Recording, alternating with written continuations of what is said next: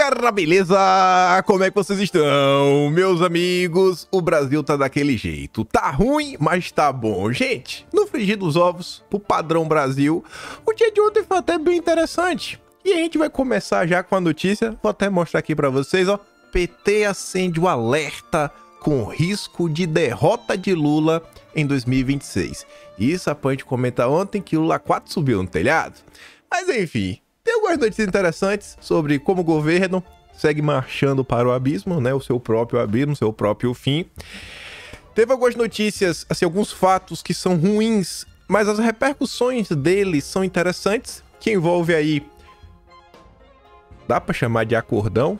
Porque é o que a imprensa tá chamando. A imprensa tá falando aí do grande acordão no Brasil, envolvendo aí...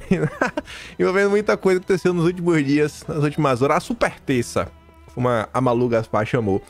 E eu quero mostrar pra vocês algumas coisinhas. Eu acho que a gente tá de olho em mais um novo marco, entre vários outros, de que a imprensa vem subindo o tom. Depois eu quero falar de um assunto que eu não dava nada. Comentei no vídeo ontem, eu quero começar de onde eu terminei no vídeo ontem. Eu tinha visto lá a foto de Bolsonaro com Aldo Rebelo, mas eu não imaginava que ontem Jair Messias Bolsonaro seria cancelado. Chegou o dia que Bolsonaro foi cancelado. Nem ele ficou a salvo dos cancelamentos. Então as coisas bem interessantes desse tópico. Interessante mesmo, interessante. Acho que eu vou fugir do senso comum. Vou fugir do senso comum. Vai passar pano? Não sei. Que a gente vai falar disso. Garanto que você não vai ter escutado nada similar. E no final, se der tempo, tem mais uma notícia aí do desgoverno. E já vamos começar com a notícia que vocês viram. Isso aqui chama muito mais a minha atenção. Não o conteúdo. O conteúdo tá colocando a questão porque teve uma pesquisa aí da Quest que coloca que Lula venceria Tarcísio por 46-40 e tudo mais. Eu não acho que a grande questão não é nem o Tarcísio, porque para mim o Brasil segue polarizado. É esquerda versus direita. Ainda que esses rótulos não sejam extremamente precisos, que nem todo mundo da esquerda se vê representado no Lula 100% e todo mundo da direita se vê representado 100% aí na figura de Bolsonaro. Mas sabe como é que tá o Brasil? Então eu acho que a turma torna assim e fala, rapaz, tá com a máquina na mão. Tá com a máquina na mão. Só passaram aí o quê? 17 meses, quase 18 meses, né, completos. Tem que terminar um mês aí pra... Não, peraí. A gente vai fechar 17 meses. Não fechou nem 17 meses ainda que maio não acabou. Meu Deus, eu já tava dando até mais tempo. E o governo segue marchando pro buraco. E aí isso vem na esteira de alguns outros acontecimentos, de algumas outras movimentações, a turma da direita civilizada, grandes acordos, Lula 4 sobe no telhado. Então vem acontecendo paulatinamente. E essa nota aqui, se tivesse saído da mão do Paulo Capelli é o direitoso do Metrópole, né? Ele tá chateado com o Lula já tem um bom tempo. Aqui vem estudando principalmente as matérias que mostram pelo menos um pouco do lado da direita. Mas não, essa matéria ainda sai pelas mãos do Guilherme Amado. Um cara que defende o Lula, que passa pano pro Lula. O único jornalista do Metrópolis está sempre batendo ponto no ICL, que o pessoal chama nas redes sociais de Instituto Chupa Lula, que o povo passa um pano doido, né? Que é lá do Eduardo Moreira. Cara de esquerda pra valer, petistão. E o Guilherme Amado fala aí, né? Parte da cúpula do PT acendeu o sinal amarelo. A análise é que há espaço para Tarcísio construir uma candidatura robusta para fazer frente a Lula, principalmente se o país não apresentar números melhores de crescimento econômico. Então, assim, Tarcísio, eu acho que eles não estão preocupados com o nome esse. Eles estão preocupados com o fracasso do governo, a questão econômica, que não vai para lugar nenhum, só piora, é só imposto. E, me perdoa, né? Não vai avançar. Lula foi alertado sobre esse cenário por algum desses petistas que argumentam com ele que devia haver menos preocupação fiscal e mais foco no crescimento econômico. Leia-se uma mudança na política econômica preconizada pelo Haddad. Um dos números que amedrontou a ala petista foi o desempenho de Tarcísio em 26, previsto pela disputa Genial Quest no último dia 13, que ficaria aí 46-40. Isso daqui é qualquer candidato de oposição. Se for um candidato único, vai ser isso, eu não acho que o PT vai ficar no poder. Não acho. E é por isso que eu vejo aí a direita civilizada, a direita sensata, inteligente, se unindo com a esquerda inteligente, liberal progressista, para tentar, né, evitar soltar o osso. Pelo menos ficar na pontinha. Quem sabe uma vice, quem sabe tutelar o governo. E aí temendo a questão, né, da economia que o povo está sentindo no bolso. A questão da Shine Shopee está no ar, tributação. O governo é empenhado em cobrar imposto do pobre a todo custo. Tinha saído uma pesquisa da turma aí da indústria, muito próxima do Josué Gomes, o sobrinho de consideração do Lula, filho do seu ex-vice-presidente, né? O José Alencar. Tá falando Joaquim Alencar, não. Não, Joaquim, é José Alencar. Mas enfim, não, quem compra é rico. Aí tá ali agora, né? Shine rebate varejistas nacionais e Lira e diz que 88% dos clientes são das classes C, D e E. Pensa do Ipsos. 88% C, D e E. Só das classes D e E é metade. Todas as compras, todas as vendas. Aí, acho que se ligou o sinal vermelho, né? Nem amarelo mais. O Lula deu um cavalo de pau. Negou tudo que o governo dele defende pra chegar com aquela cara lavada e falar: vetar e negociar. Diz Lula sobre projeto de bugigangas da Shine. Como é que você vai proibir as pessoas pobres, meninas, moças, de comprar uma bugiganga? Lula. Mas é seu governo que tá agindo dia sim, dia também pra tributar todo mundo. Eu achei engraçado ver esse vídeo. Vou pegar um recorte de vídeo anterior que eu falei isso. O Lula usou o argumento. Tá com um vídeo aqui, eu não vou dar play pra vocês. Eu mando lá no Telegram, vocês escutam. O Lula usou o argumento falando o seguinte: não, porque a classe média, os ricos, eles podem viajar. E quando eles vão pra fora, eles podem trazer, né? Tem aquela margem alfandegária, né? Que tá isenta de imposto, $500, $1.000, enfim. Que ao longo do ano você pode... basicamente, se você fosse viajar todo mês, mais ou menos, seria mais ou menos $12.000, R$60.000. E o pobre não pode comprar o quê? 300 conto no ano? Em comprinha de $20, $30? Tá maluco? Aí o Lula usa esse argumento. E os nossos deputados tiveram a oportunidade de bater um papo com o Haddad e tava querendo questionar se o Haddad é negacionista. Assim, você vê como são as coisas, né? O Haddad quer tocar Blackbird. Poxa, velho, tanta coisa que você podia apertar o governo. Tivesse perguntado isso, o Lula já tinha perdido o argumento.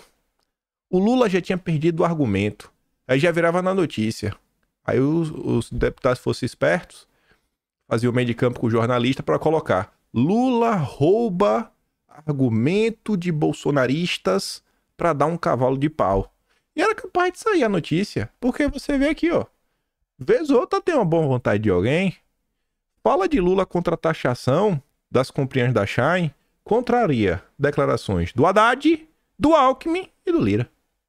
Vice-presidente, ministro da Fazenda, presidente da Câmara foram favoráveis à taxação. A Haddad chegou a classificar a situação como contrabando. E aí o Samuel Pancha, do Metrópolis, coloca a fala do Lula, a fala do Haddad, a fala do Alckmin e a fala do Lira. Perderam a chance de tirar o argumento da boca do Lula. A próxima, não fica tocando Blackbird. Vai e faz algo de forma séria. Deixaram de marcar o gol para lacrar. E falar de lacração, só para mostrar aqui o jornalismo brasileiro, o Bernardo Melo Franco ontem postou ali, ó: linda, estilosa e deslumbrante, Janja é cortejada em entrevista à TV Brasil. Isso foi ontem. Em 21 de julho de 2021, o mesmo Bernardo Melo Franco escrevendo na Folha de São Paulo, né? O Bernardo diz que Bolsonaro faz da TV Brasil um canal estatal de dar inveja à Coreia do Norte. A hipocrisia, né? Tá fedendo. O mesmo jornalista e o mesmo jornal Globo falando sobre a mesma emissora pública, mas em governos diferentes. Guarde os dois prints. Vai servir para futuros livros de história e ilustrar como o maior grupo de comunicação do país ficou de 4 para o governo Lula. Eu nem vi que os dois prints eram da Globo. É porque essa matéria da esquerda de Bolsonaro também saiu na Folha de São Paulo. Que interessante, né, Bernardinho? Que interessante. O Henrique... A gente vai voltar a falar de um... O Henrique outro postou um vídeo interessante do cancelamento de Bolsonaro. Esses dias ele escreveu uma tese interessantíssima sobre o Itaú. Uma denúncia que a Paula Schmidt até escreveu um texto no Poder 360, com imagem e tudo. Entrevistaram um pessoal lá, né? Os gerentes meio que deram uma tremida, fazendo maldade com os velhinhos lá em Ouro Fino. Eita, eu queria trazer em vídeo, mas tá acontecendo tanta coisa nos últimos dias. Teve a questão da Elon Musk, depois teve a questão das enchentes. E tinha sido as notícias até de lucro dos bancos e tal. Eu ia querer juntar tudo junto e não encaixava o período. Mas, se vocês forem na rede social, tanto do Henrique quanto da Paula, eles estão contando o que os bancos estão aprontando lá em Ouro Fino, onde ele mora. Mas vamos falar do mega acordo, o acordo do amor. Já fazendo até o gancho aqui na Globo. Dirceuzão, quase pronto para entrar em campo. Já tá vestindo a chuteira, empolgadíssimo. E a Globo conseguiu uma entrevista exclusiva com o Zequinha, o filho do Dirceu, rapaz. Meu pai não tomou essa decisão ainda. O Globo já tá preocupado, assim, André Sadi já tá empolgado. E aí, eu vou ou não vou fazer campanha pro meu ídolo José Dirceu? Aí o Zequinha jogou um banho de água fria, né? Calma, Andréa, segura a onda. Aí não decidimos. Relaxe, vocês serão os primeiros a saber. Talvez vocês não. Talvez a gente fale primeiro com a cúpula da Globo, a família Marinho, e depois a gente avisa pra vocês. Talvez avise primeiro pra Daniela Lima. Tem que ter uma certa prioridade, né? Mas enfim. Até porque, do ponto de vista judicial, ainda tem umas pequenas questões. E realmente é coisa pequena, né? Ou alguém acha que o Dirceu não vai estar apto a disputar em 2026? Algum de vocês acha? Pelo amor de Deus, né, gente? É o Brasil. E Zeca Dirceu diz sentir uma torcida, não só dentro do PT, mas num conjunto grande de partidos para que José Dirceu volte a disputar as eleições. E também no coração da Mônica Bergamo e no coração da Globo. A Mônica Bergamo mais do que todo mundo. Quem sabe, sabe o porquê, né? É realmente uma questão amorosa. Leitores comentam possível candidatura de José Dirceu. Brasil não tem chance de dar certo. Nem os leitores da Folha de São Paulo estão conseguindo aguentar o Brasil de Lula. E eu tô até surpreso, né? E essa aqui chama minha atenção muito mais. A Folha recebe muitos comentários por dia. Se a Folha está escolhendo esse comentário, sinal que a Folha não tá muito feliz com o governo. Gente, tem comentário de tudo. Por que escolheu logo do Dirceu? E criticando, né? Primeiras eleições de 24. Depois a renovação do PT, diz Dirceu à CNN. Toda a imprensa quer saber o que o Dirceu tem a falar. O cara é popstar demais. Beleza, vida que segue. Aí vem. Em meio a essas confusões, e eu disse pra vocês, sem muita... Não, eu já disse, sem muita fé no início, logo quando aconteceu, mas eu falei, isso aqui é interessante, né? Esse editorial aqui me chamou a atenção. E o tempo foi passando e eu vi que realmente, a mim, eu pontuei como marco. A primeira decisão do ministro Dias Toffoli, a grande decisão, ali em outubro de 2023, que versa aí sobre a questão das multas, das empreiteiras, né, das empresas. Começou ali, eu falei, ó, a coisa mudou. Alguns jornalistas começaram a subir o tom. E teve uma situação que agravou, que foi os petistas. Eles mataram a bola no peito e celebraram como se fosse um gol deles. Uma vitória do Lula. Leonardo Atushi, do Brasil 247. Meu Deus do céu. Parecia, sei lá, um fã da Madonna encontrando uma diva, né, no camarim para receber um autógrafo. Um negocinho, eu falei, meu Deus do céu, os caras estão comemorando isso daqui como se fosse um gol. Isso vai dar errado. E aí a turma do consórcio ficou meio chateada e sentou a piaba na galera. E o tempo foi passando, outras coisas foram acontecendo. Hoje a gente já vê que o Estadão já tá na oposição do governo Lula, mas segue odiando o Bolsonaro e os conservadores, mas já tá na oposição do governo Lula. A Folha de São Paulo vem subindo o tom. A Globo não muda, né? A Globo é a Globo. Mas dentro da Globo você tem um jornalista ou outro, em especial a Malu Gaspar, que também vem pontuando algumas coisinhas aí sobre o que o governo vem fazendo. Enfim, e outros grupos aí que estão no mainstream, mas nunca foram muito governistas. Aqueles caras mais independentes, tipo o Mário Sabino da vida, que era um antagonista, agora tá no Metrópolis. O clima mudou. E começou lá em outubro. E aí chegamos na super terça, Marcelo Odebrecht, livre, leve, solto, basicamente. E aí o Lauro Jardim soltou essa belíssima nota, relembrando Jucá. Jucá, o que queria estancar a sangria da Lava Jato, riu por último. O seu processo foi arquivado no Supremo. O ministro Edson Fachin mandou arquivar o inquérito da Lava Jato que investigava uma propina do Odebrecht paga em 2013 a Romero Jucá, então ministro do Planejamento de Dilma e senador licenciado. Jucá e Renan, cujo processo também foi arquivado, teriam recebido 5 milhões para viabilizar a aprovação de uma medida provisória. É o mesmo Jucá que proferiu uma das sentenças mais célebres da Lava Jato e cujo vaticínio foi plenamente confirmado ao longo dos anos. Disse Jucá em 2016 sobre a Lava Jato, ainda com Dilma no poder, numa conversa gravada pelo ex-senador e delator Sérgio Machado. Tem que resolver essa porcaria. Tem que mudar o governo para estancar essa sangria. Com o Supremo, contudo, a gente precisa articular uma ação política. Se Fachin arquivou o inquérito Jucá, como ele pregava 11 anos atrás, a população de Roraima fez algo parecido nas duas últimas eleições. Em 2018 e 2022, arquivou as duas tentativas de Jucá voltar ao Senado. Faltaram votos para ele se eleger. Aí o Estadão ontem publicou editorial, por causa da super terça, a realidade alternativa do senhor Dias Toffoli. Acho que deveria ser Vossa Excelência, tem que tratar com respeito. A fábula sobre a Operação Lava Jato, aqui o ministro do Supremo, Dias Toffoli, tem se dedicado a escrever nos últimos meses, ganhou mais um capítulo anteontem. Democraticamente, como se tornou habitual, o ministro declarou a nulidade absoluta de todos os atos processuais e investigações em desfavor de ninguém menos que o notório empreiteiro Marcelo Odebrecht, uma das figuras mais identificadas com o esquema do petrolão do PT de Lula. De antemão, é preciso registrar que, fosse Dias Toffoli minimamente cioso das obrigações que as leis, a ética profissional e o senso de decência impõem à toga, ele não deveria assinar uma lauda sequer em processo envolvendo a Nova Honor ou seus altos executivos, por absoluta suspeição. Diz o Estadão, como é público, Marcelo Odebrecht já identificou em depoimento oficial como sendo o amigo do amigo, né, do cara lá, na referência ao Lula, sabe, nessa história.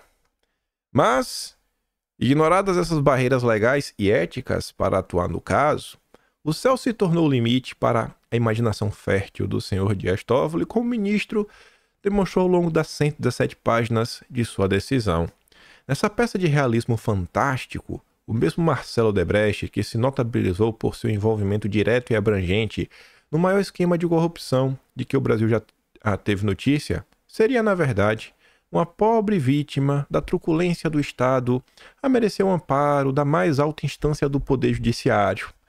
Como a realidade factual é irrelevante para quem está empenhado em acomodar a história em sua agenda de ocasião, o ministro Dias Toffoli não pareceu constrangido com o fato de que Marcelo Odebrecht confessou a prática dos crimes dos quais foi acusado, em particular, o pagamento de propina para ao menos 415 políticos de 26 partidos.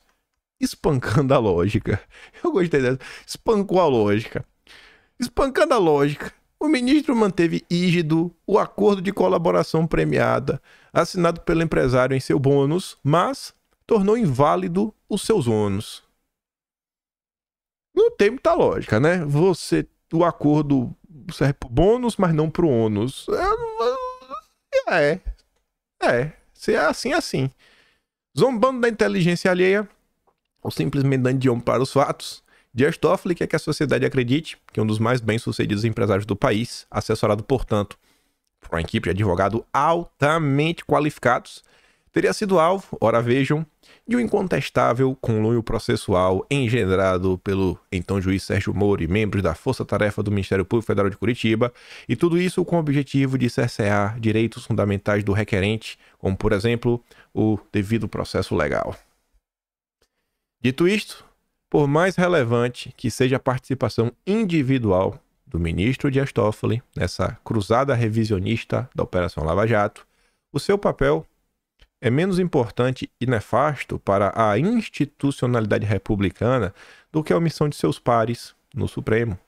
Desde setembro de 2023, Dias Toffoli tem tomado uma série de decisões monocráticas em favor de empresários que confessaram graves crimes. E foi monocrático, né? O plenário podia atestar que tá certo, ou também podia atestar que tá errado. Nenhuma dessas decisões tem sido escrutinada pelo Supremo como instituição colegiada.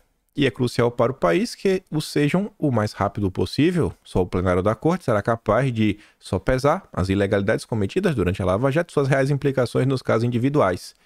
E se o plenário concordar? Não sei, né? Não sei. Talvez o plenário pode concordar com o ministro a observar o desdobramento. Mas para mim tá claro que essa agenda aí, por mais que os petistas comemorem, falem que é uma vitória, que isso mostra que foi um golpe contra a Dilma, você vê que Eliane Cantanhede, vocês conhecem a tia Cantanhede, né? Do Disjuntor que tá lá na Globo News. Até Eliane Cantanhede, ó. Quem tramou e como? Anistia geral e irrestrita da Lava Jato. O motivo, todos sabemos. Ao que tudo indica, as absolvições e anulações em série fazem parte de um acordo do sistema envolvendo as cúpulas dos três poderes. Ao longo do texto ela só reforça isso, né? Acordão. Vejam só, Eliane Cantanhede falando isso. 100% governista. Essa não tem nada de independente. A Malu Gaspar, que já vinha criticando há muito tempo. De Moura a Marcelo Odebrecht, super terça do judiciário, encarna grande acordo nacional. E eu gostei porque ela mostra, o Moro também faz parte, né? O Moro não foi caçado. O enredo é surreal, mas para quem já se acostumou a interpretar as decisões do judiciário pela ótica política, era até previsto o que ia acontecer. Se na política ainda é necessário demonstrar uma certa coerência para não afugentar eleitores, na justiça brasileira, essa premissa já foi abandonada há faz tempo. E o texto é muito mais duro, ela traz várias outras informações, mas acho que esse parágrafo sintetiza o pensamento médio do eleitor conservador brasileiro, que fala isso, né? Então, vocês estão aptos a escreverem no jornal O Globo, porque é o que todo mundo comenta, né? Cara, a gente está diante de várias questões políticas que ocorrem nesse país. Não necessariamente algo jurídico. É o que a Malu Gaspar tá falando. E que várias pessoas comuns, povão comenta sobre isso muitas vezes. E aí, falando nele, o marreco de ouro, após a absolvição, Sérgio Moro já traça plano eleitoral. Ele não perde tempo. Quer ser governador do Paraná. Porque ele não é bobo.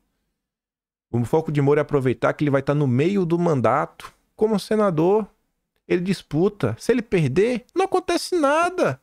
Ele continua como senador. Tem mais 4 anos. Tá? O que vier lucro. Que vier lucro. O ex-juiz foi aconselhado a fazer neste momento movimentos discretos em relação à eleição do governo do Paraná. Moro e sua equipe, porém, já discutem os próximos passos e a estratégia para que ele suceda o governador Ratinho Júnior. Não por acaso, o senador tem feito gestos a Bolsonaro e ao PL. Acho que o Moro ontem lá, queria agradecer, acho que é à toa. Acho que o Moro é besta. O Moro tá pensando nele, no projeto político dele desde já. Sem o apoio de Bolsonaro, ninguém dessa direita sensata, civilizada, se elege pra nada. Já quer ser o candidato a governador pelo Paraná. Que Deus não deixe, pelo amor de Deus, esse inquisidor que é o Sérgio Moro. O inquisidor chamado Sérgio Moro, que nunca se arrependeu, né, de tudo que ele aprontou. O empoderamento do judiciário brasileiro e essa gênese do autoritarismo, tá certo que ele não tá na concepção da gênese, mas quem dá forma à coisa e começa e bota pra andar desde o início, na sua saída, com seu depoimento, o que ele diz, as histórias mal contadas, o nome que Sérgio Moro queria colocar para ser o diretor-geral da PF, você lembra quem é, né? Vocês lembram quem é que o Moro queria colocar no lugar do Maurício Valeixo?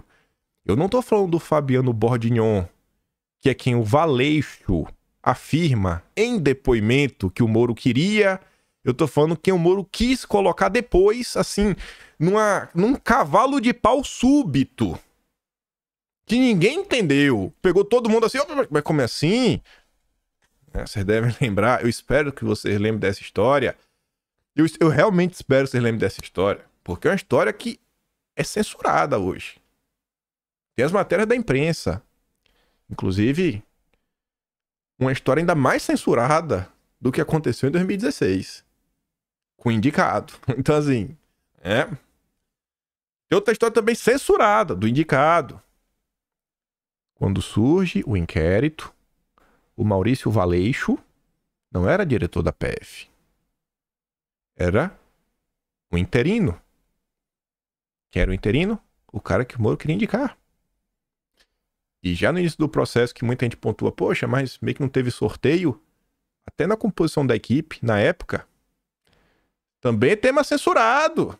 Hoje em dia não dá pra comentar mais, mas eu espero que vocês lembrem, porque vai chegar 2026 e vocês vão me cancelar por causa do Moro. Eu tenho certeza que isso vai acontecer. Eu tenho certeza absoluta. O silêncio petista nas redes sociais diante da absolvição de Moro no TSE. O PT em silêncio, rapaz. É a festa dos amigos. Moro e Lula, Lula e Moro. E Deltan Dallagnol no meio, né? O filho desse lindo casal.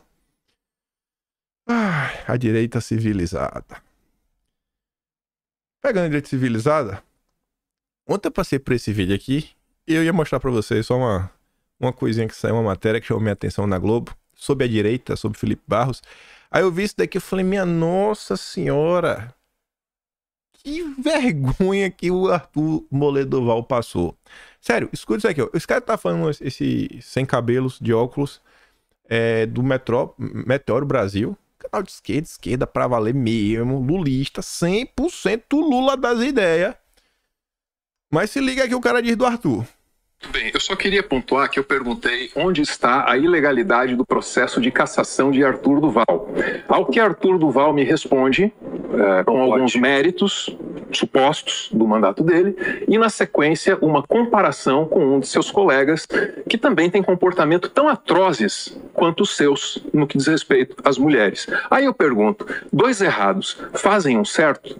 Ora, não faz sentido para mim que porque a Assembleia de São Paulo não cassou determinado deputado, deixaria de caçar você. É verdade que as circunstâncias políticas beneficiaram a sua cassação. Não tenho a menor dúvida disso. Sim, você incomodou todo mundo dentro da Assembleia, mas não por essas razões. Por que é que seus colegas o caçaram, Arthur? Porque você, nessa sua nova política, levou para lá o celular na vertical e transformou o parlamento, rebaixou o parlamento a um mero cenário para os seus videozinhos. Aquele é um espaço decisório, sério. As decisões de São Paulo são tomadas naquele espaço. Quando você tira um celular e interrompe o plenário com os punhos em riste, aquilo é igual uma obra parada.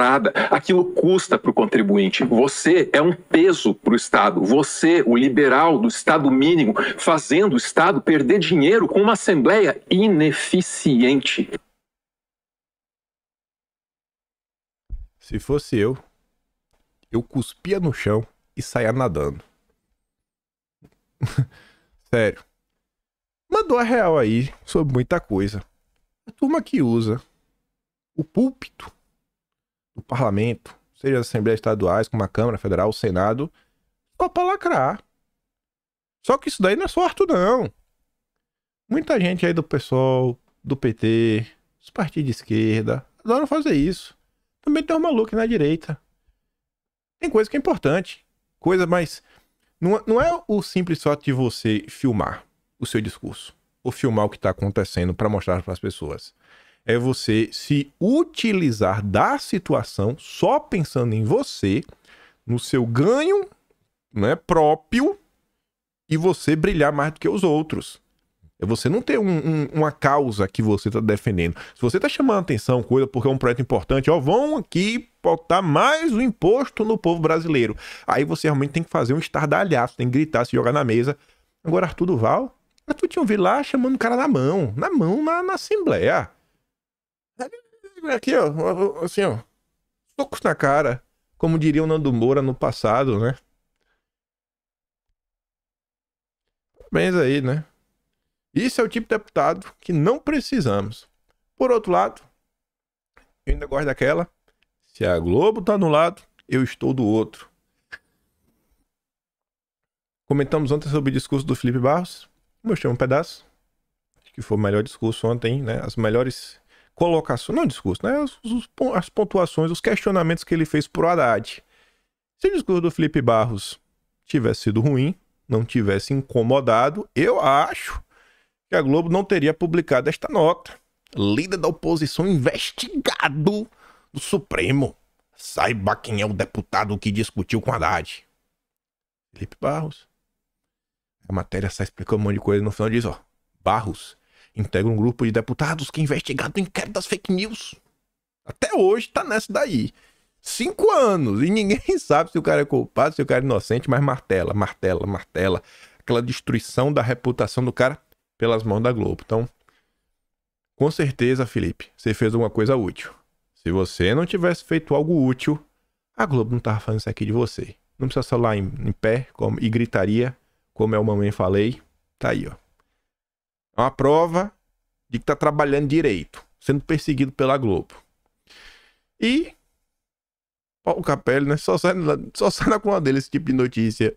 Câmara dos Estados Unidos aciona FBI sobre suposta perseguição a bolsonaristas. Fiquei, olha só.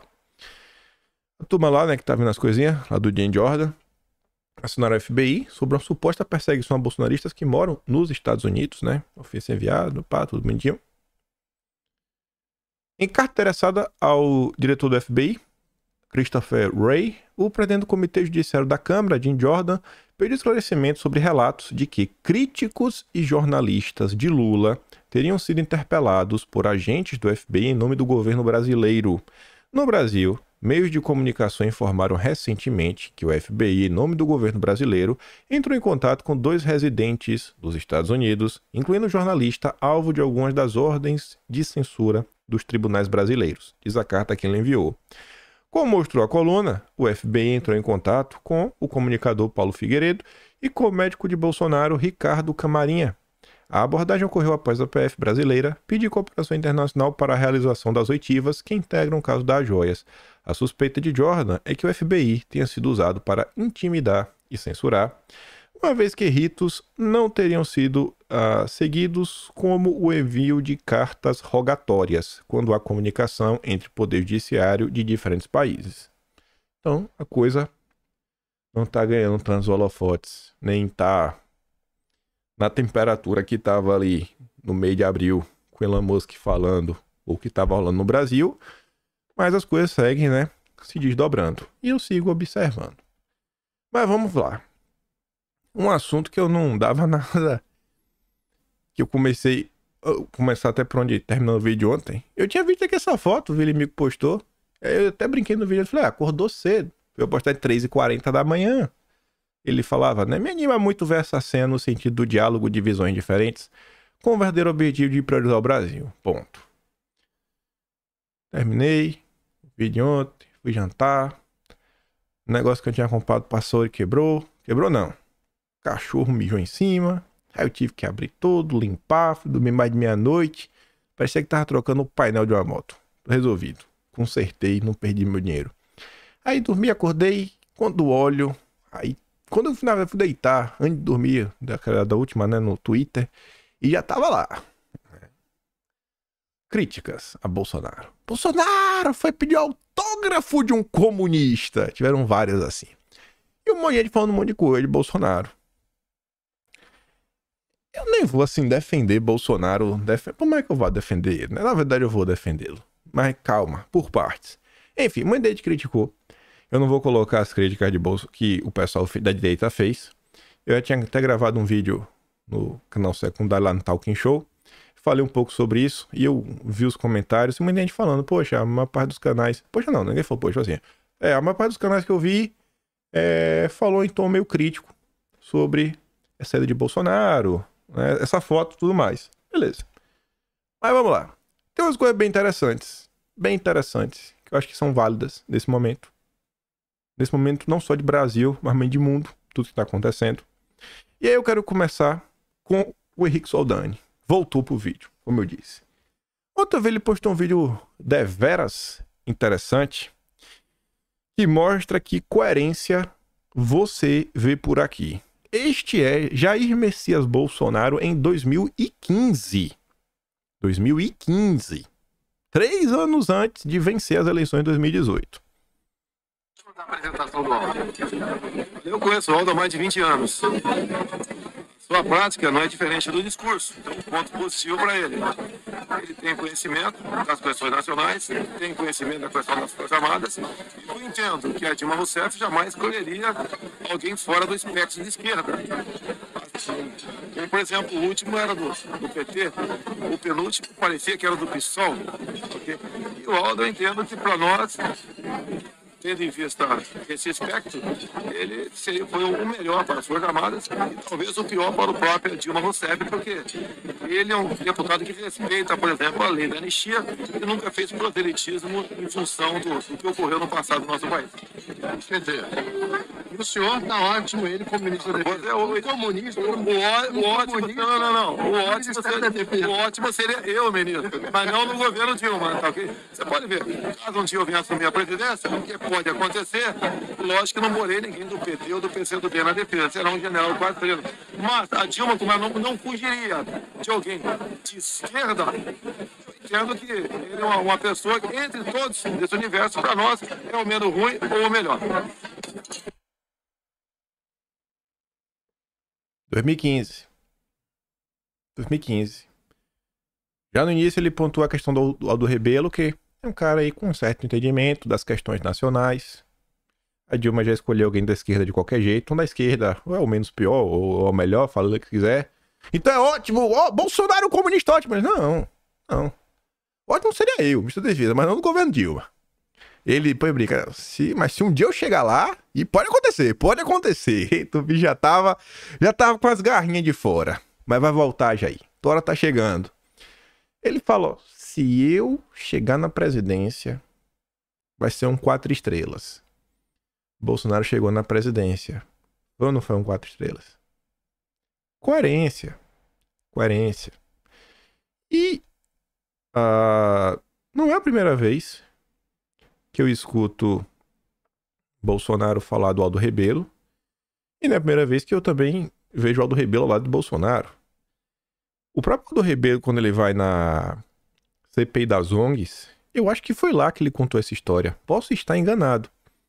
Mas acho que foi lá, ele contou como na época que ele acabou de chegar na Câmara, ele ia para o norte ao lado do então deputado Jair Bolsonaro. Viajaram algumas vezes juntos para o norte do país. É uma coisa que já vem de certo tempo. Não é de agora. O comunista! Tá, beleza. Vamos seguir. Me dá uns 15 minutos antes de xingar Bolsonaro, cancelar ele e, enfim, gritar comunista. Dá 15 minutos. Tem umas coisas interessantes. Aí, olhando o que muitas vezes passa desapercebido, porque a tendência das pessoas, né, seguirem quem pensa de forma similar a nós. Estudou do Sertão, perfil mais alinhado ao grupo político do Ciro Gomes, mas ama o Lula. Ele não estaria incluído na categoria dos nacionalistas, nem dos trabalhistas. Não sei porque ele gosta do Ciro, acho que é porque ele tem vergonha de apoiar abertamente o Lula. Mas eu vi que ele é brigado bem com a galera. Fala assim, ó, posso falar? Sempre estive certo sobre Aldo Rebelo. Aí o cara recebeu o comentário assim, ó. Como eu sempre falo, nacionalismo é um câncer. Meu Deus do céu, calma. William de Luca. Não sei se ainda tá na Globo, eu acho que já saiu, mas já foi da Globo. Tá no ICL atualmente, do banqueiro Eduardo Moreira. A carreira de Aldo Rebelo é feita de alçapões no fundo do poço. Então, se Bolsonaro foi cancelado, ele cancelou Aldo Rebelo junto. O Jair nunca vai sozinho para as confusões. Esse perfil aqui é um grupo que já tem um tempo, que O ponto central desse grupo é desmascarar o Brasil paralelo. É o Brasil para lerdos. Aos negacionistas do clima da esquerda. Ele está falando aí, endereçando basicamente a turma trabalhista, nacionalista, que é onde você encontra as pessoas que acham que essa história de agenda verde é papo furado. Este é o caminho que o ataque aos ambientalistas e o desenvolvimento predatório leva. O ataque às ONGs e a quem protege o meio ambiente fatalmente vai encontrar o discurso da extrema-direita. Esse virou Aldo Rebelo. O principal expoente desse discurso, que muitos da esquerda têm propagado, aos ditos pragmáticos que compram essa ideia, eu afirmo, não há nada mais pragmático hoje que uma defesa intransigente do meio ambiente junto a uma política de mitigação dos efeitos da mudança do clima. Pronto. Só tem esse caminho. Você tem que baixar a cabeça para a agenda SG enfiar crédito de carbono no povo. Esses são os petistas. Não é de hoje que Aldo caminha para esse lado. E não é de hoje que ele abalsa pautas da extrema-direita brasileira. Em 2021, Aldo, em um elenco recheado de ruralistas, Aldo é ao lado de Damares, o fio condutor do documentário da Brasil Paralelo, Cortina de Fumaça. Aqui eu já estou no ponto que eu já não estou entendendo direito as coisas. Porque a direita está chamando Aldo Rebelo de comunista. A esquerda está chamando Aldo Rebelo de neofascista. Tá confuso. Aldo Rebelo no Brasil Paralelo. E assim, na boa, vamos dar uma olhada ali, ó. ONG e crime organizado são os novos estados paralelos que governam a Amazônia. Afirma mesmo ministro da Dilma. O movimento ambientalista é usado por ONGs como justificativa para receber aportes milionários. Vocês discordam dessa afirmação? Eu acho que essa afirmação aí tem muito negacionismo. Negacionismo. Eu tô fechado com a turma do Lula. No documentário, temos negacionismo climático, ataque às ONGs e a antropólogos, defesa do desmatamento da Amazônia, da mineração em terras indígenas. Eita, como assim a gente vai minerar? Não pode. Tudo isso sai da boca também de Aldo. Defender esse tipo de discurso não é defender o governo Lula. Aí eu concordo. Defender esse discurso é caminhar para a política de destruição ambiental, que nos leva a catástrofes, como a do Rio Grande do Sul. Defender esse discurso é caminhar, assim como Aldo fez, para o fascismo brasileiro. O desenvolvimento a todo custo caiu de podre. É uma política velha, mofada. Não podemos nos desenvolver. E aí ele encerra a thread falando: ou mudamos a rota agora, ou caminhos para a nossa deve ser caminhamos, né? Para a nossa própria destruição. Defenda o projeto que derrotou o bolsonarismo. Defenda o governo que subiu a rampa no 1º de janeiro de 2023. PS. Aí aqui finalmente foi citado algo que passa desapercebido. Vamos botar assim, 80% para cima dos comentários. O livro que Aldo lança ao lado de Bolsonaro é sobre a Amazônia. Pronto. Ninguém comentou isso. Sabe? A direita cancela Bolsonaro porque está com comunista. E aí a galera já dá um salto lógico falando que esse movimento é extremamente perigoso, porque começa assim. E vai acabar com o país vermelho e a Rússia comprando o Brasil. Eu falei, tá porra, que salto quântico. Mas eu gosto dessa tese. Do lado da direita, da esquerda, Aldo Rebelo está se unindo com Bolsonaro para sabotar e enganar os lulistas e assim vender o Brasil para os Estados Unidos. Meu Deus do céu, velho. Aldo Rebelo virou o maior lobista e negociador internacional. Ele tem nas mãos o contato dos Estados Unidos, da Rússia e da comunada. É uma lenda. Não sei como é que esse cara não tá convidado aí nesses eventos internacionais para falar com todo mundo. Tem que passar essa agenda aí de contatos. Você vê que o negócio tá meio truncado no meio do caminho, né? Tá estranho. Mas vamos continuar. Não tardou muito para o movimento de ideias neofascistas, que eu apontava Aldo Rebelo aos modos de Duguin, pronto, já virou duguinista. Culminar na confirmação e chancela de Aldo por Bolsonaro. Foi chamado de exagerado e de ver fascismo onde não havia. Pois bem, aí está. Aí ele dá RT nele mesmo, numa postagem que esse cara fez em 25 de maio de 2022, que ele dizia, ó, vou tentar ser sucinto sobre as declarações de Aldo Rebelo ao Brasil Paralelo. Primeiro, as ONGs europeias financiam as lutas indígenas e estes causam desmatamento. 2. Não critica uma vez sequer Bolsonaro. E daí? Qual o problema? Tem que criticar Bolsonaro o tempo todo? Comunista infiltrado. Tática de infiltração comunista. Vocês sabiam disso? Diz que o ponto central de suas ideias é o nacionalismo. Foi o que Bolsonaro pontuou lá atrás, né? Em 2015. Então meio que... E fala, né? O discurso dele, meio que dá pra ter uma certa coerência. Aí eu fui atrás pra tentar procurar. E foi até a pergunta, né? Por que Aldo Rebelo se filiou ao Partido Comunista? Hoje de mim defender Aldo Rebelo, e vocês vão ver onde eu vou chegar, que no final do dia acho que não vai ser nem passação de pano pra Bolsonaro, nem mesmo pra Aldo Rebelo.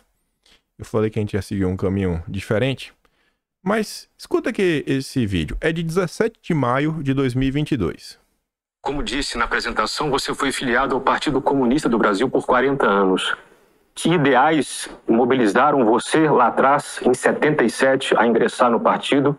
E que ideais, por sua vez, fizeram você sair dele há 5 anos? As circunstâncias da época dos anos 70, quando eu ingressei no PCdoB, nós vivíamos sob um regime militar, havia uma aspiração por liberdade e não havia liberdade partidária. Havia apenas 2 partidos e os demais eram proibidos.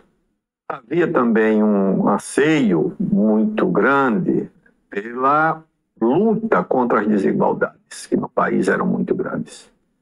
O Brasil vivia um milagre econômico na época, mas o país era muito desigual. E a juventude, evidentemente, ansiava por bandeiras de redução das desigualdades. E eu trazia também, na minha história, na minha formação, um nacionalismo telúrico. Eu sou de origem rural, nasci no campo, um apego às tradições, à cultura, à memória do Brasil. E essas 3 preocupações, né, com a democracia, com a questão social e com o nacionalismo, me conduziram a um partido de esquerda, e esse partido que eu optei por militar, de me filiar, foi durante 40 anos a minha casa. E durante essa militância eu procurei, então, preservar essas convicções e esse apego às coisas do Brasil. Depois eu senti que havia ali um certo distanciamento entre essas motivações, né, e as orientações, as coisas do partido, e eu fui me afastando até que me desliguei, paradoxalmente, para proteger e preservar os motivos que me levaram a entrar no próprio PCdoB. Você vê que no final do vídeo, deixando até um pouco da brincadeira de lado, ele disse, ó, o que me levou ao partido foram motivos. Não é questão, é comunismo, não foi isso. Foi um motivo, ó, para a questão nacional, tudo mais, pipipi. Ele deixou, em 2022 tinha 5 anos, então agora deve ter 7 anos, que ele tá longe do partido. E aí, olha isso daqui, ó. Leandro Fortes, jornalista do Brasil 247. Aldo Rebelo no fundo do posto. Não há nada mais desprezível na política do que um ex-comunista. Sinara Menezes, socialista morena. Ex-comunista é pior do que ex-fumante. A Sinara ainda falou um absurdo aqui do Vilas Boas, né? Eu não vou ler, me perdoa, mas tá ali pra quem quiser ver esse absurdo. Eu botei aqui e no ato eu vou relatar, né? Isso aqui... Cadê a Tabata Amaral, né? Tão preocupada com capacitismo. Porque isso aqui não é nem piada. Isso daqui é uma agressão gratuita. É absurdo. Mas tudo bem. E quase chegando a esse argumento que eu quero comentar. Vejam só. Presidente do Partido Republicanos, Marquinhos Censura. Marquinhos Censura nunca falou que era comunista. Mas Marquinhos Censura trabalhou ferrenhamente em 2023 E foi graças aos votos do Partido Republicanos que o Lira conseguiu maioria simples, não maioria absoluta. Maioria simples é o quê? Tem 400 pessoas, 401 pessoas no parlamento, o Lira teve 201 contra 200. Maioria simples. O que é a maioria absoluta? 257. De onde vem esse número 257? Vem de 513, que é o número total de deputados da Câmara. Isso é a maioria absoluta, 257. E por que foi importante os votos dos republicanos? O presidente da Câmara, ele tem uma prerrogativa que pode ser utilizada 3 vezes no ano, onde ele pode pautar um projeto com urgência. E você pautar o projeto com urgência não é só a urgência, é uma forma, é uma artimanha de você passar por cima das comissões. Então o projeto não vai ser discutido, ele vai ser votado do jeito que ele está. É isso que vai acontecer. Vai passar por cima das comissões, ele pode ser derrubado. E aí, por 3 vezes no ano, você pode protocolar um projeto de urgência. E projetos de urgência precisam de maioria absoluta. 257 votos. Só que, quando o PL das fake news foi votado, não teve 257 votos. Acho que foi 226. Foi um número mais assim. Mas a urgência foi aceita. Por quê? Porque 3 vezes por ano, apenas 3 vezes, o presidente da Câmara pode abrir mão da maioria absoluta e ficar com a maioria simples. Então, numa manobra regimental, graças a Marquinhos Censura, o PL 2630 foi pautado com urgência. Quase passou. Marquinhos Censura não se diz comunista, mas fez ações reais e concretas para instituir a censura no Brasil. E Marquinhos Censura tá ali, ó, por presidência da Câmara. Pereirinha, né, Marquinhos Censura, se dispõe a fazer o L de Lula e Lira. Tá rodando no Brasil, rodando lá fora. E aí eu volto aqui para o Aldo Rebelo, uma nota que saiu da própria Globo, comentando. Mostro do ato e aí eu comento. Ex-ministro de Lula e Dilma, Aldo Rebelo, lança livro em Brasília com Bolsonaro e General Vilas Boas. Essa é a manchete. Na própria matéria da Globo, é relatado o seguinte. Em março deste ano, em entrevista ao Globo, Aldo Rebelo elencou erros do 3º mandato de Lula e disse que Bolsonaro é vítima de perseguição. Isso em março na Globo. Bolsonaro é vítima de perseguição. Em abril, ele usou o espaço que ele tem do Poder 360 para defender as pessoas do 8 de janeiro. E o que é que eu vejo é o seguinte, gente. Eu não vou votar no Aldo Rebelo. Se eu tivesse, eu não acho que a foto de Bolsonaro com o Aldo Rebelo vai trazer nenhum voto para o Aldo Rebelo. Eu não acho que ninguém vai deixar de votar no Felipe Barros, nos deputados da direita, no Eduardo Bolsonaro, no Nicolas, etc., para votar no Aldo Rebelo. Eu acho que isso não vai acontecer. O Aldo Rebelo está sendo chamado pela esquerda de ex-comunista. Tem 7 anos que ele deixou o partido. Pela direita, ele é comunista. Ele não tem espaço na esquerda, ele não tem espaço na direita. Ele está órfão. A direita, ela reclama muito de rótulos. É um absurdo, ficam chamando a gente de extrema direita, chamando isso, chamando aquilo outro. Tem 7 anos que ele deixou o partido. A esquerda chama ele de ex-comunista. A gente vai ficar insistindo numa rotulação que talvez não seja precisa? Será que uma gritaria assim em torno... Será que esse realmente é um caminho que vai trazer algum fruto pra gente? Porque eu fico me perguntando realmente quais são os prejuízos. Será que realmente a ida de Bolsonaro num evento como esse vão fazer as pessoas olharem, né, com complacência para a Rússia e o império comunista daquele país vermelho? Será que isso vai acontecer? Será que as pessoas... Será que o cidadão comum ele é tão burro assim? Porque às vezes eu acho que alguns influenciadores acham que o povo é burro. O povo não consegue fazer nenhum julgamento sozinho e precisa meio que ser... Assim, ó, você só pode ler esses textos, você só pode entrevistar essas pessoas. Quando o pessoal do Quinto entrevistou o Dugin, pronto. Aí virou direita duguinista, cancelamento, fofoquinha no WhatsApp. Beleza. Vida que segue. Os meninos lá ficaram meio chateados, porque muita gente até era amigo deles. Pô, a galera falando isso com a gente. Ah, porque vocês não fizeram as perguntas que tinha que ser feito? Eu falei, não, ainda tem o jeito certo de fazer entrevista, tinha que ter pressionado, isso é um absurdo. Vocês estão colocando aqui o cano da sua orelha. O povo é burro, o povo não tem capacidade de ouvir as coisas e chegar nas conclusões sozinhos. O meu, não precisa ser o de vocês, vocês podem discordar 100% comigo, mas o meu ponto de respeitar uma pessoa, não é ter ela como um aliado, mas respeitar uma pessoa, é se ela é a favor ou contra perseguição. Sérgio Moro é um perseguidor. Deltan Dallagnol é um perseguidor. Deltan Dallagnol defendeu o impeachment de Bolsonaro por crime de responsabilidade, por Bolsonaro defender mais transparência naquele tema polêmico, não pode falar. Censurado. E hoje Deltan Dallagnol está sendo abraçado. Mas ele não é comunista.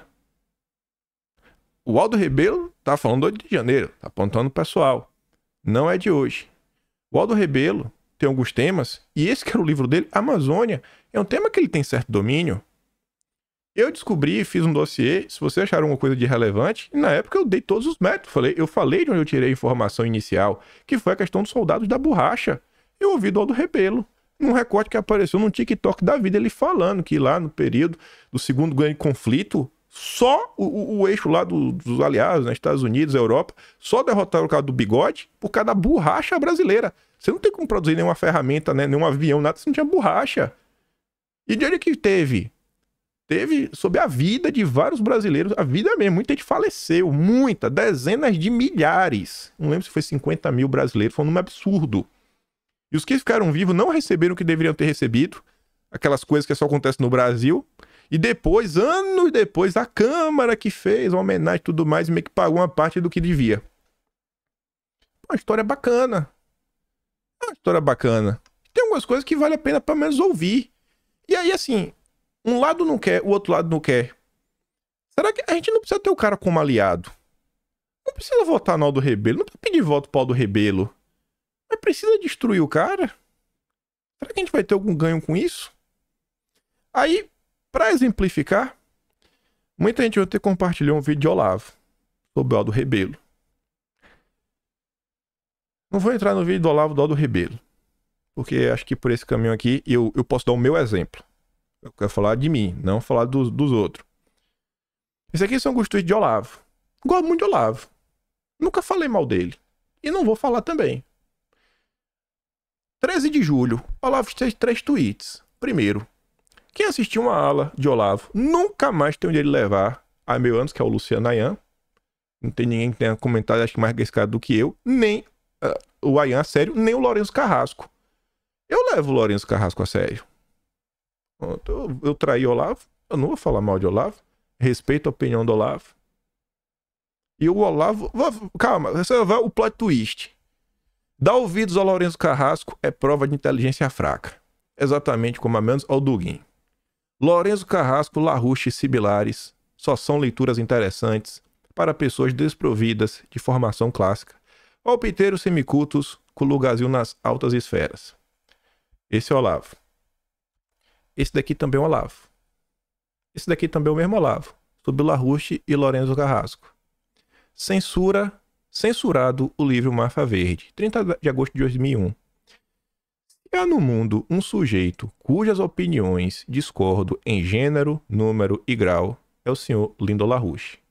Sua visão da história ocidental é simetricamente oposta àquela que apresento no Jardim das Aflições, e sua insistência em culpar os ingleses de tudo que não presta nova ordem me parece puro delírio patriótico de um americano que não terminou de fazer a Revolução da Independência. No entanto, eu seria o último a desprezar o talento e a coragem desse batalhador incansável ou negar a importância de muitos dos fatos que ele tem revelado através da EIR. Aquela revista que a gente já comentou, que o Enéas foi lá no programa do Ratinho, porque o Jorge Soros está comprando a Vale, tá aqui, ó, nessa revista EIR. E várias outras denúncias. Eu não vou negar a importância dos fatos. Você não precisa gostar do Lindo LaRouche, você não precisa gostar do Lourenço, você precisa gostar do Rebelo, mas às vezes mantém pelo menos o coração aberto e manter algum espírito de empatia. Mas, mesmo que eu considerasse o LaRouche totalmente indigno de atenção, não poderia concordar com qualquer limitação que se impusesse à sua liberdade de expressão, ou, aliás, a de quem quer que fosse, pois já combati até a proibição de uma entrevista do execrável João Pedro Stedley na TV Cultura de São Paulo. A censura imposta ao livro organizado pela redação da IR Máfia Verde, que é o Lourenço que escreveu, é, no mínimo, um acontecimento alarmante. O comunicado da IR reproduzido a seguir mostra que algo de muito anormal está acontecendo nesse país. Aí tá aí, né? O WWF escalou seu esforço de silenciar a liberdade de expressão vigente no país e as denúncias contra a instrumentalização política do movimento ambientalista, ao exercer uma censura direta à divulgação do livro Máfia Verde, publicado em março último pela EIR, a revista de inteligência internacional fundada pelo economista estadunidense Lyndon LaRouche. O livro Máfia Verde tem obtido grande repercussão no Brasil, já tendo esgotado 2 edições, num total de 5.000 exemplares. Aí diz, né, o correspondente da IR, Lourenço Carrasco, sido o primeiro convocado para depor na CPI do Senado, que investiga a ação das ONGs no Brasil. Não é de agora, não. Já teve uma CPI das ONGs. Lá atrás, estava o Lourenço. A truculenta tentativa de censura por parte da WWF é também um reflexo de tal influência. Aí eu falei que a gente ia dar um plot twist pro caminho que acho que ninguém foi. O que Lourenço Carrasco me levou a descobrir. Coisas que eu descobri no livro dele, coisas que, precisando das coisas do livro dele, eu esbarrei em outras. Semi e Paulo Freire. A gente fez um dossiê, aquela questão do preconceito ambiental que foi indo, bateu no final do dia no Paulo Freire. Ali começa uma provocação da Aniele Franco. Aí a gente vai indo, eu descubro o cara, veio o CMI, eu falei, pô, já vi isso em algum lugar, fui no livro, olhei a questão do Lourenço, citou algumas informações, como o CMI surge, em qual ano, qual contexto, eu falei, cara, deu todo direcionamento, pá. Se vocês acharam isso relevante, pô, eu aprendi com o Lourenço. Olavo, um momento, falou, ninguém sério leva o Lourenço a sério. Eu levei, achei interessante. O mesmo Olavo, em um momento, falou que ele derrubava o governo Bolsonaro se fosse necessário. E o mesmo Olavo já falou que ninguém, em sã consciência, jamais devia criticar o governo Bolsonaro. Devia apoiar até quando o governo Bolsonaro fizesse algo errado. A Roxane, ela, a esposa do professor, ela escreveu certa vez, falei, ó, pra ir, a turma aí que eu achei criar de picuinha, Olavo, né, se foi, guardando os melhores sentimentos por Bolsonaro. Ela escreveu isso. E desde que ele se foi, eu tomei pra mim uma certa postura que é o seguinte, eu não quero usar ele de muleta pra nada. Assim, ó, foi o Olavo que disse, cara, ele não tá mais aqui pra rebater. E, sabe, assim, não respeito o cara, deixa ele lá. Prefiro, se for falar dele, falar de algumas ideias que ele pontuou, algumas coisas que ele coisa aqui, ó, que aí não vai ser a opinião dele sobre uma pessoa, um fato. Não, aqui, ó, o pai pontuou, vida que segue. Deixar, já tem muita gente que usa o cara meio que de muleta, nenhum problema também, eu só não quero isso daí. Mas enfim, então falou isso. Eu acho que o grande ponto do que às vezes acontece no Brasil é que tem uma massa de pessoas que tá relativamente órfã e que assim, a gente não precisa trabalhar para eleger elas, dar espaço, fazer isso, fazer aquilo outro, mas cancelar Bolsonaro por causa de uma foto, sabe? Um negócio assim, é como se... Não, Bolsonaro agora é comunista. Agora o Bolsonaro já é comunista na Austrália. Mas enfim, FHC, ONGs e ONGs neogovernamentais, primeira de FHC para Bruxelas, etc, tudo mais. Descobri o livro do Lourenço. E depois eu não acreditei, eu fui na Folha de São Paulo, tava lá a matéria, eu achei. Na época de todos os créditos, a ambos. Como surgiu a foto de Lula com Soros, e o contexto, inclusive, gera a criação do PSOL. Acabei aprendendo com o Lourenço. Espiando só do movimento ambientalista, Estocolmo CD2, Brundtland, Rio 92, o processo, inclusive depois Clube de Roma, tudo, muita coisa, vida ali, óbvio, muita coisa depois eu vi sozinho, né, pegando o jornal, Biblioteca Nacional, dossiê, mas um pontapé me ajudou. Família Dulles, pô, esse daí eu tenho um certo carinho, porque eu acho que é um tema, assim, histórico no Brasil. Rapaz, eu acho que nunca vi ninguém tratar algo similar. A questão aí do John Watson, Foster Dulles conectando com a bucha, eu olho com certo carinho para esse tema. Eu falei, pô, um dos dossiês talvez o que mais me orgulhou de todos esses anos. E tivesse denúncias do Enéas, que era extremamente próximo da turma do Lourenço. Então, Muita gente ontem usando o Olavo para falar do Aldo. O Olavo, no passado, até já falou bem do Aldo Rebelo, etc. E volta a falar. Não vote no Aldo, não apoie ele para nada, mas às vezes olhe para a situação como isso daqui, ó. O ex-presidente Bolsonaro prestigiando o Aldo Rebelo no lançamento de seu livro. Pena que Lula não terá a mesma grandeza. Será que comentários assim falam, pô, olha como o Bolsonaro tem um coração grande. Indo prestigiar o Aldo Rebelo, um livro sobre a Amazônia. Tá falando da soberania nacional, falando Tordesilhas, né? 500 anos de cobiça. O título deixa claro que ele tá preocupado com a Amazônia. É um tema que a direita se preocupa. Se pautasse nesses termos, falar, olha, como Bolsonaro tem um coração grande. Eu acho que a gente tinha, né, tinha mais a ganhar. Vai mostrar pra deixar a esquerda bugada da cabeça. Poderia ter sido Lula, como foi Bolsonaro na foto. A conta de Aldo teria sido exemplar, né? Você vê o cara apoia o Aldo Rebelo. E o cara responde, como ele mesmo disse, com coerência, que a política no país tem que agregar forças heterogêneas, buscando convergências para a construção da nação. Aí o cara diz, que esquerda? São tudo lulopetistas. Não existe esquerda nacional nem nacionalista. São todos satélites de um projeto de poder pessoal, onde vivem esses democratas de auditório, no mesmo eixo Brasil, Washington, Brasil, universidades estadunidenses, europeias. O que a gente vai fazer com essa turma aí? Estão órfãos. Eu prefiro que essa turma, pelo menos, veja que a direita não ataca o cara que eles gostam. Mas não, que a gente respeita. O que ele fala aí de meio ambiente, acho que até interessante. Eu acho interessante. E aí... Por que eu falo às vezes? Eu digo, gente, não é da boca pra fora. Quando eu digo assim, pô, eu gosto da tia do Zap e do tio do churrasco. Ontem eu vi esse comentário aqui, eu cheguei a comentar, talvez por eu ter comentado, o comentário do cara apareceu na timeline de outras pessoas, funciona assim em rede social, mas esse Diego Fablo, não sei porque é o PH, né? Ele escreveu o seguinte, ó, um colega meu de profissão que votou em Bolsonaro não é fanático, não é filiado a partido, etc. Você vê, ó, um cara que não é direita, ele se considera de esquerda, consegue ver que existem bolsonaristas que não são fanáticos. Me disse em 2021 que tinha a impressão que a esquerda não queria entender que Bolsonaro representava milhões. Na época eu discordei, mas hoje eu concordo e é isso mesmo. Aí olha os comentários que ele recebeu das tias e tios do Zap. Diego, abra seus olhos, veja o outro lado. Porque nós da direita correta, não a permitida, ouvimos, eu tô, acho que, não sei, mó à esquerda, mais à esquerda. Só com conhecimento podemos entender as coisas. Parabéns de verdade. São milhões no mundo todo. É um movimento, não uma pessoa. Alguns chamam de trumpista, bolsonaristas. É uma ideia de liberdade e o verdadeiro progresso, não aquele do progressismo. Cada um tentando colocar. Mais comentários, ó. Parabéns, Diego. Quando votei em Bolsonaro em 2018, foi por falta de opções. Depois, em 2022, votei por pura convicção.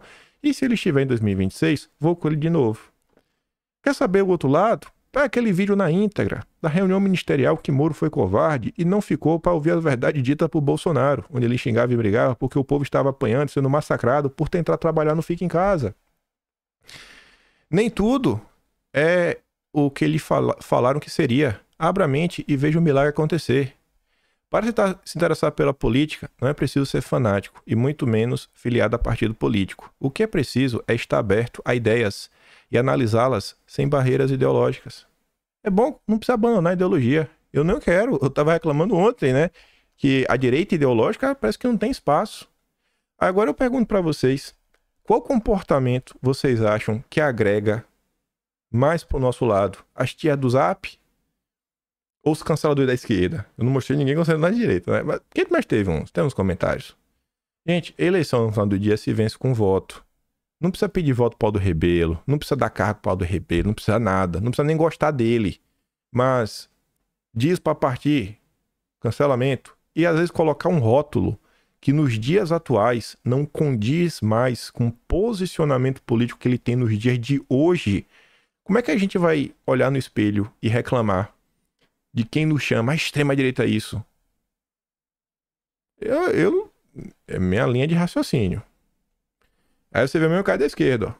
Eu não conheço um evangélico que fique falando no dia a dia que a terra é plana. Não conheço nem evangélico que siga esse pastor Henrique do PSOL. É ridículo ver nichos da esquerda pautando terra plana como se fosse uma preocupação de evangélicos. Vocês merecem uma surra nas eleições.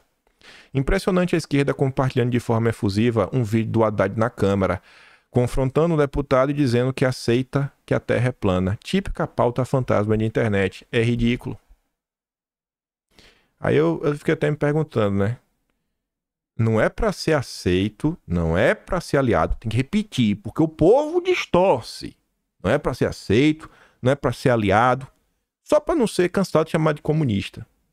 Valdo Rebelo defendeu o Bolsonaro, fala que o Bolsonaro está sendo perseguido, defende o pessoal do dia 8, é a favor que o Brasil explore as suas riquezas, que tenha um desenvolvimento nacional, é contrário ao que o Judiciário, o Ministério Público fazem ao lado das ONGs, de impedir diversas obras, etc, tudo mais. E assim, critica o governo Lula. O que ele tem que fazer mais não é para ser aceito, não é para ser candidato, não é para votar nele, não é para virar bolsonarista, não é virar amigo, não é para chamar para tomar café. Mas o que é que a pessoa aceita só para não ser cancelado? Não é se assiste, tá com a... Sabe? O que mais que a gente quer dele? O que mais que a gente quer dele? Ele deu mais uma entrevista na Globo e agora fala o quê? Eu vou votar em Bolsonaro, vou lutar pro Bolsonaro ficar elegível. Qual é o ponto? Só um questionamento. E volta a falar, não é pra votar nele, não é pra dar cargo pra ele, não é pra colocar ele como vice de prefeito em São Paulo, que também comentaram ontem. Aí você não é pra disso, não é pra achar bom isso, aquilo, outro. Mas só perguntar, gente. Só perguntando de coração mesmo. De coração. No final do dia, a política se vence com votos. A minha não precisa ser de vocês. E vocês podem discordar de mim numa boa. Mas a minha linha de julgamento que fala assim, ó, aqui dá, aqui não dá, você é um inquisidor? Sim, então não dá. Ou seja, não dá para o MBL, não dá para o Danilo Gentili, não dá para o Moro, não dá para o Dallagnol e não dá para toda essa turminha da direita permitida que apoiou a perseguição e quando não segue apoiando. Quando o Felipe Martins foi, né, preso, a turma do MBL fez festa ao vivo no podcast deles. Mas muita gente segue Amanda Vettorazzo. Muita gente fica dando RT na Amanda Vettorazzo. Um mês atrás, acho que um cara chamado Constenaro do MBL falou com Globo Lixo. Entrou ao vivo. O pessoal compartilhou, gostou. A turma que tava celebrando a prisão do Felipe Martins. E aí? Não é uma certa hipocrisia nossa? Só isso. Reflexão. Não vai mudar nada, já aconteceu. Amanhã ninguém nem mais lembra desse evento aí de Bolsonaro, mas acho que é uma oportunidade boa de a gente pontuar os assuntos. E às vezes até fugir um pouquinho dos assuntos do dia, para argumentar um assunto assim, botar a bola no chão, dessas coisas que estão acontecendo. E para encerrar, trazendo uma coisa totalmente aleatória, não tão aleatória, que eu falei de falar também o que está no Brasil e no mundo. Eu venho comentando com vocês. Para mim tá bem claro, eu me tirando para a Europa, que existe um movimento que ele está crescendo, onde a direita, ela cada vez está preocupada mais com a questão da soberania nacional e das questões nacionais. Essa turma, mas eu também tenho uma certa preocupação com isso. E pautas que no passado, em tese, eram meio alienígenas dentro da direita, elas começam a ganhar mais um espaço. E volta a falar, não é para dar espaço, não é para dar cargo, não é para colocar como vice em São Paulo. Eu sei que o pessoal vai distorcer, mas tem que repetir de novo. Mesmo sabendo que o pessoal vai distorcer. E que nem precisaria ter que falar. Mas você vê, ó, deve ter uns 4, 5 meses atrás. O Tucker Carlson participou, acho que do podcast do Joe Rogan, algo assim. E ele foi questionado sobre a questão de caminhões autônomos. Carros autônomos, como um todo. Sem direção. E o Tucker Carlson, que acho que ninguém vai falar que ele é de esquerda, né? Pelo amor de Deus. Não tem como, né? Tucker Carlson é de esquerda. O Tucker Carlson falando o seguinte, que falou, cara, hoje eu não sou a favor disso. Porque seriam 10 milhões de empregos a menos. Uma coisa é a saída da máquina de escrever para o computador, sabe? Ele fechou algumas fábricas de máquina de escrever. Fábricas. Mas e as pessoas que trabalhavam com aquela ferramenta, elas só atualizaram a ferramenta. O que a gente tá falando agora é de desaparecer com a indústria inteira. E não é a indústria, o cara que acende a vela, né? Do poste, que era uma vela. Não, a gente tá falando de algo que é realmente grande. É você pegar 10 milhões de pessoas que às vezes sustentam a família inteira. Então qual é o impacto disso na economia? Então veja, é uma questão que em tese lá atrás estaria ligado a uma causa mais trabalhista. Que estaria em tese relacionada mais à esquerda. Mas está nas discussões hoje, na discussão. Não tem nem por que tomar essa decisão agora, porque ainda não tem, tá aí ainda sendo discutido, mas hoje é um tema que está sendo discutido dentro da direita, mas lá nos Estados Unidos. Questões ligadas a trabalho, trabalhismo, ao mesmo tempo, também estão sendo discutidas lá na Europa, a partir do Chega, muito mais intenso na Hungria, Itália, o pessoal discutindo algumas coisas, na Holanda, principalmente também, o pessoal lá do agro, e o outro partido lá do cara até que tá no poder, agora esqueci o nome, o Ross, acho que é o Ross o nome dele. Mas enfim, tá discutindo isso, então assim, tá tendo uma certa coisa.